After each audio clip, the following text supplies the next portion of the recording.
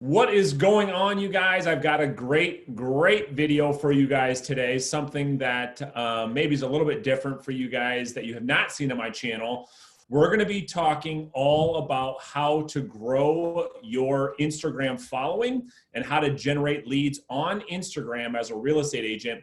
And with me today, I have the queen of Instagram, the one and only Stephanie Lugo. Stephanie, thank you so much for being here.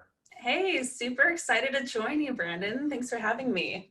Absolutely, absolutely. So what I want to really kind of talk through, Stephanie, today is your story, how you have built your business through Instagram, because there's so many real estate agents in the industry right now that want to do that, but are just lost, right? They don't understand the algorithm. They don't understand what to do, what they shouldn't do. And so what I'd like to do today is give them some good direction, and maybe at the end, you can kind of walk people through how you can help them more. Is that fair?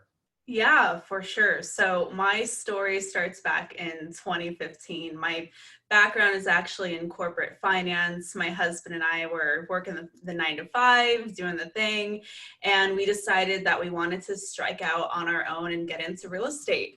And the problem with that was, with both of us leaving our jobs at the same time, we really had like a sink or swim situation. Like, we had no option other than to survive. We saw the mortgage, we had all the things. We had no experience in the real estate industry other than the fact that we thought it'd be a lot of fun, so let's try it out. We quickly realized that all the freedom and flexibility that people get into real estate for isn't just kind of handed to you. You actually have to really scrap for business. And we had no database. So back then, the only thing that we could really think of to quickly grow our authority in our market as new agents with no experience was social media. And it just seemed like the natural next place to go into in order to really build a network of local buyers and sellers who would actually be able to find some of our content, decide whether or not we would be the right fit for them, and ultimately choose us to hire them.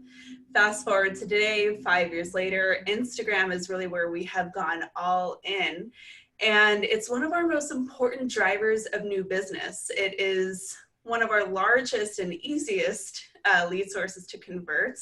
We generate a little over than 35% of our business organically from Instagram. So no cost investment, complete and total lead attraction. So these are amazing buyers and sellers locally that are coming to us. And what's amazing through Instagram and social media is when you're building your brand in that space, they already kind of know a little bit about you. So when they come to you, when that lead arrives in your inbox or through your phone, they've kind of already decided that they're the right fit. And so we've been able to just kind of, through a lot of trial and error over the years, build this authority and presence on Instagram. And it is such a joy to do business in that way now, because it's all about what real estate's built off of, right? Relationships and real people. I love it. I love it. Well, and it's funny because what you and your husband have been able to do, so many other agents want to do, but they're just struggling trying to figure that out. And so why don't we start off with, where can an agent start? If they want to start on Instagram, how do they get their page set up the right way? What types of tips or advice would you give them? Yeah, so there's a couple of things that you can do just to make sure that functionally your account can be found, right? So you want to not be totally concerned on whether or not you have a business or a personal account. That's not really the question. You just want to make sure it's public. So if you have an open house, right, you're not going to hide all the open house signs.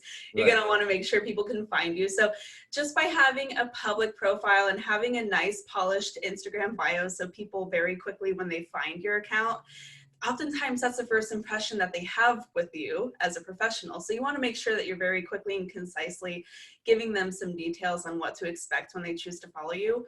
But even before you can even do all of that, you have to kind of understand who it is you're trying to attract, because Instagram works as kind of a hybrid between a Google Pinterest search engine and LinkedIn. So there's an element of networking, and there's also an element of content search. So if you are putting enough content on Instagram that is in alignment with the clients that you're trying to attract, that's actually the first step, is making sure that you're putting out content out there that the people that you want to work with are actually going to be searching for, and it's content that's going to resonate with them enough to want to follow you in the first place. Does that make sense? Yes, and that's where I got lots of questions. So, because that's what everyone keeps trying to figure out, you know? So that makes a lot of sense. So they set up their page, make sure it's public. And so let's, I guess, start off with what type of content should agents be focusing on putting out there? Let's start with that. For sure. So Instagram is a multifaceted platform. There's a lot of different kinds of content that you can create, between photos, videos, long form content, short form content. Before you can really construct any of that stuff, you have to know the kind of audience you're trying to build. It's just like with any other social media platform.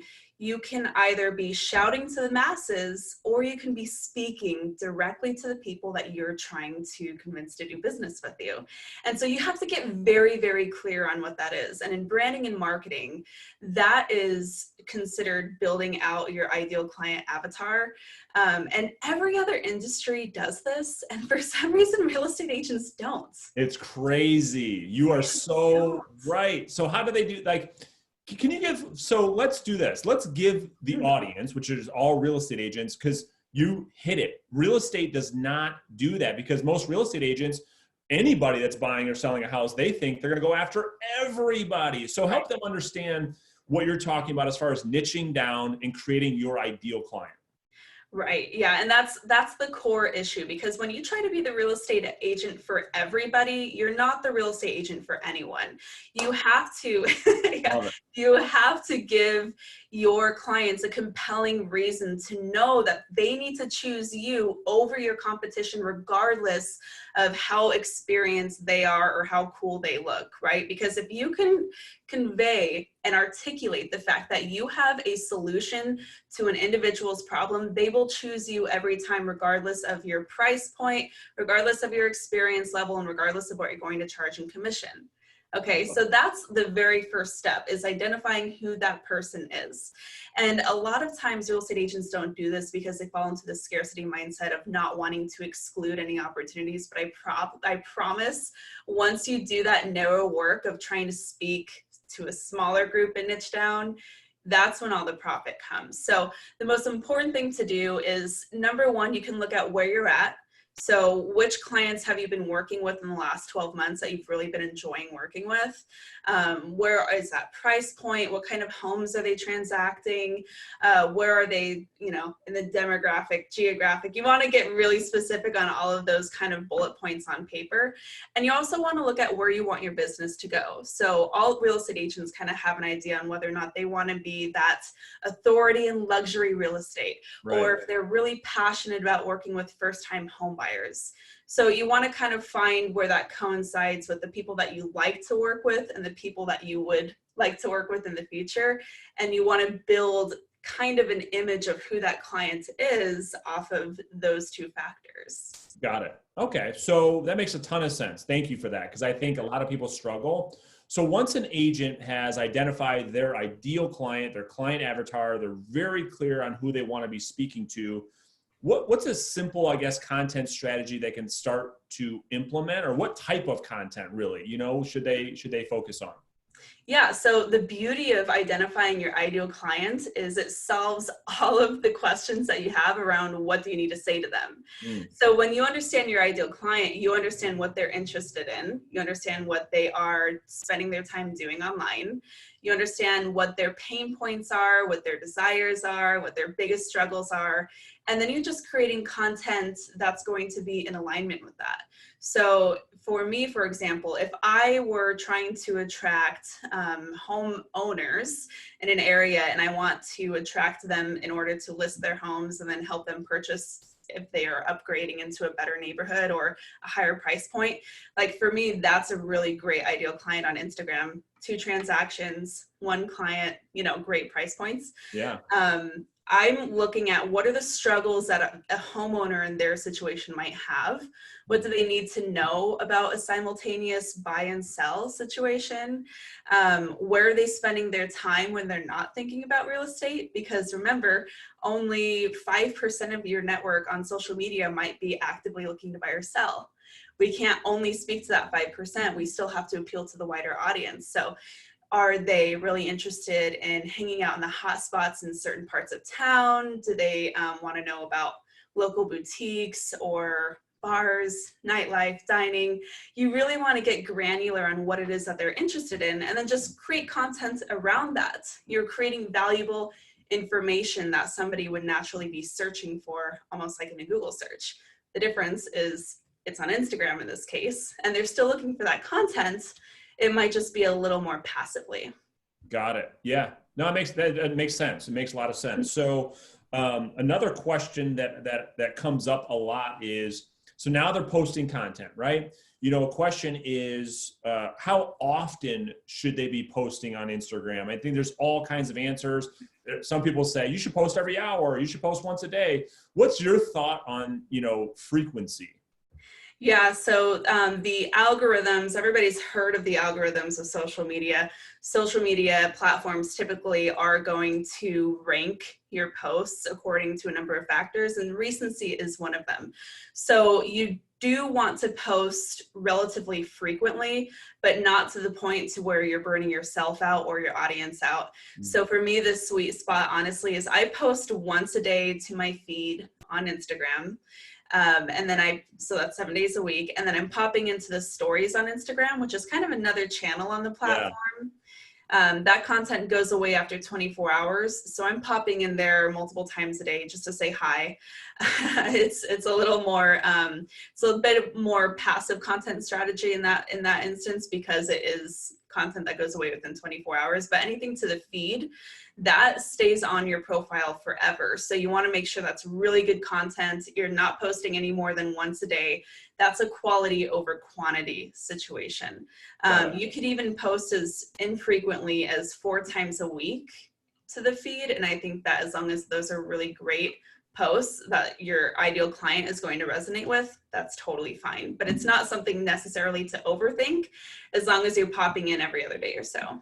Love it. I love it. So you said that was kind of like my next thing too, is, Instagram stories, and how to use them from a strategic level. If you're a real estate agent, how do you use stories, and what do you recommend real estate agents use their stories for? Yeah, so really good question. Instagram stories, and also the same with Facebook stories, are actually favored among audiences on both platforms. They get more traction. That is to say, they get more traction on stories than in the feed. They're a little more engaging. People on the platform just tend to spend more time there. And what's really cool about stories on Instagram specifically is 1 in 4 story cards results in a direct message. Wow. Which is really cool. So you want to actually pop in there multiple times throughout the day. And when you're posting to your feed on Facebook or on Instagram, you're using that as like your gallery. That's where your good content goes. But on stories, that's like your vlog. That's where you're showing behind the scenes, a day in the life. You're bringing them in a step closer, and you're really leaning heavily on video. So when I'm doing stories, my face is on, I'm doing video, I'm talking directly to my ideal client who's on the other end of that. And that's when I'm really going to go deeper than I could with just a blog post or an Instagram post, something like that. Love it. I love it. This is so good. People are getting so much value. They're going to get so much value out of this. So my next question is, how does an agent grow their following? Like, how do they become found? You know what I mean? Because that's like probably the biggest frustration I hear from real estate agents. It's like, well, dude, I post awesome content. I've got great, valuable content, but I got like 2 followers and no one ever follows me. So how do I become found? There's a really simple 3-step kind of approach that I like to tell real estate agents who do this. So number 1, you want to start following people yourself, right? And you don't want to just follow anybody. You're going to be strategic because you don't want a big audience. A lot of real estate agents get caught in the struggle bus thinking that they need 10,000 followers on Instagram or even any social media platform for it to be effective for them. And nobody talks about your database that way, right? Really, social media is just an extension of your database. So you need to make sure that you're going deep, not wide with your audience. Yes. 3-prong approach. You're going to start by following your database. Okay. So any of your friends and family, I mean, look, there are over 1 billion monthly users on Instagram. So if you're saying that your people are not on Instagram, you're probably wrong. Okay. So find your past clients, find your prospective clients, any referral partners that you have, basically anybody who you would want to do business with or have done business with. You need to be following them on Instagram, because most American adults are checking into Instagram multiple times a day. 70% of the users on the app check in multiple times a day. So you need to be there where your database is already. So that's a really easy way to start. Okay. The second approach is you then want to follow other real estate agents, and hang in with me here, but you want to follow other real estate agents in other markets that could be referral partners for you. So this is a really good way to get kind of easy business, right? So you want to be networking with other real estate agents who have the ability to refer business to you and vice versa. I've sent out 2 other referrals just from Instagram this week, because you do end up growing a national audience on social media, particularly on Instagram. But once people reach out to me, they say, hey, I would love to do business with you, but I don't live in Phoenix. I live in Baltimore. And I'm like, great, I've got a guy for you in Baltimore. And then I can get that referral opportunity. So networking with other real estate agents who are like-minded and who have similar values to you is totally fine. So that's the second one. The third kind of group that you want to be following are other influencers and businesses who have similar ideal clients who are located in your geographical market. So I'm thinking about my ideal client. I'm thinking about all the accounts that they're following that are local, and I'm going to go follow those. And I'm going to start building relationships with them on Instagram. So I'm going to be commenting on their posts, not being spammy, not being a jerk. I'm going to really thoughtfully engage with them and build relationships with them, because I know that any of that interaction is going to show up in front of more of my ideal clients, who are then going to be compelled to follow me to find out more about who I am. So database, referral partners, and other businesses and influencers in your geographical market, you want to follow them.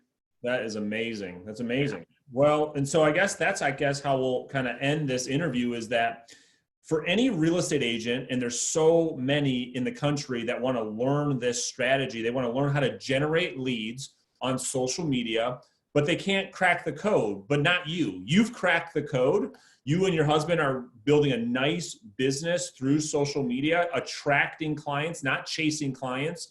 They come to you with this respect already because you've built this expert authority, this influence with them. How does one learn from you? Like, what's the best way for people to reach out or to learn this strategy on a deeper level? So I've taught thousands of real estate agents across the country these strategies.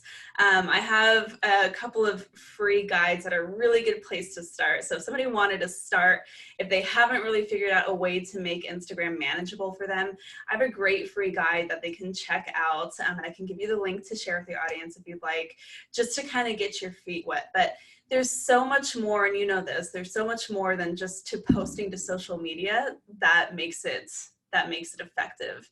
Right. So where I really excel at is sharing with other real estate agents how to build the actual systems around attracting the right clients and then actually converting them for the long haul. Because as you said before, like, it's not really about being able to generate leads. It's about being able to convert them, whether they're ready to go within 90 days or 12 months from now. And any lead on social media might take a little while. So that's something where I really excel at helping real estate agents learn how to do. And I have a great coaching program that's available to agents across the nation who can learn how to do those strategies as well. Awesome. So where do they go to find out information about that? So for the free guide, that's a really good place to start. That is at instagrowthforrealestate.com/blueprint. I know it's a bit of a mouthful. I'll put a link in the description below this video. And my signature coaching program is the Market Authority Academy. A lot of real estate agents are finding really great success and results from that. So you can find that at marketauthorityacademy.com. Awesome. And for those of you that are watching that want to learn from Stephanie, because she's teaching me a lot of stuff, I'll put a link to both of those in the description notes underneath this video. Check her out. She's incredible.